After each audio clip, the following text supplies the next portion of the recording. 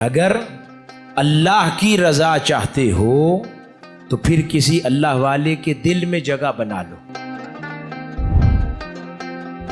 شیخ الاسلام کے دل میں جگہ کیسے بنتی ہے؟ ان کے مشن کی خدمت سے۔ ہر 20 منٹ میں اللہ رب العزت اپنے اہل اللہ کے دل میں جھانکتا ہے۔ وقت ضائع نہیں کرتے تھے اللہ۔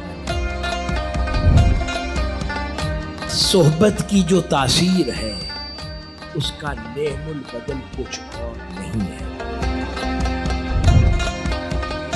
صحبتوں کی بقا چاہتے ہو تو گناہ سے پرہیز کرو۔ قرآن اکیلا ہو کر صحبت مصطفیٰ کے بغیر صحابہ کی زندگیاں نہیں بدل سکتا۔ ہر صدی کے آغاز پر اللہ رب العزت ایک مجدد پیدا فرماتا ہے جو آقا علیہ الصلوۃ والسلام کے عطا کردہ دین کی تجدید امت کے لیے کرتا ہے۔